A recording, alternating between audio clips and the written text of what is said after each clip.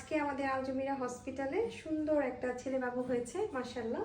সবথেকে বড় ব্যাপার হচ্ছে এই প্রথম টাঙ্গাইলে মানে সিজারের পর নর্মাল ডেলিভারি হলো।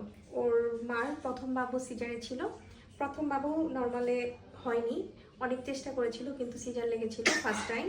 তো আল্লাহর রহমতে এইবার ছেলে বাবু হলো এবং বাবুর ওজন কিন্তু 3 কেজি।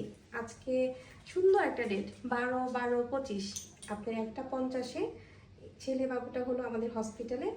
আমাদের টাঙ্গাইলে এই প্রথম অনেকেই জানতে চেয়েছিল সিজারের পর নর্মাল ডেলিভারি হয় কিনা। আমি বলেছি হ্যাঁ হয়, যদি স্কার থিকনেস ভালো থাকে এবং বাচ্চার ওজন যদি 3 কেজির মাঝে থাকে।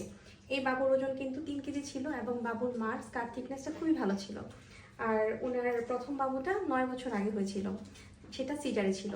তো আলহামদুলিল্লাহ সব কিছু ভালো থাকার কারণে এবং বাচ্চার মা অনেক হেল্প করেছে।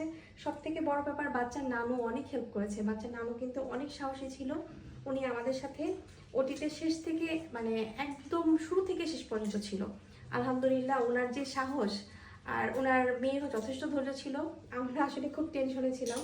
আমরা ফুল টিম আমরা এর আগে মির্জাপুরে করেছি সিজারের পরে নর্মাল ডেলিভারি, কিন্তু টাঙ্গাইলে আসলে করা হয়নি। ব্যাটে বলে কোনোটাই মিল ছিল না। স্কার থিকনেস ভালো পেলে হয়তো বা বাচ্চার ওজন বেশি হয়ে যায়। সেদিন একটা সিজার হয়েছে, তার হচ্ছে স্কার থিকনেস ভালো ছিল কিন্তু বাচ্চার ওজন 3 কেজি 700 ছিল। আর এই বাচ্চাটা 3 কেজি থাকার কারণে সবসময় আমি বলেছি যদি স্কার থিকনেস ভালো থাকে এবং বাচ্চার ওজন যদি 3 কেজির মাঝে থাকে আর যদি 5 বছর ডিফারেন্স থাকে তাহলে আমরা আসলে সিজারের পর নর্মাল ডেলিভারি ট্রায়াল দিতে পারবো।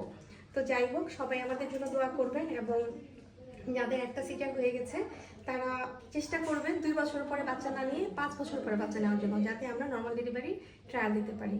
সবাই যে যেখানে আছেন সেখান থেকে নর্মাল ডেলিভারির চেষ্টা করুন। আর আমাদের আলজমিরা হসপিটালের সাথে থাকুন।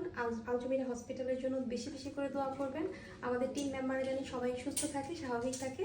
তো ভালো থাকবেন, সুস্থ থাকবেন। আল্লাহ হাফেজ, আসসালামু আলাইকুম।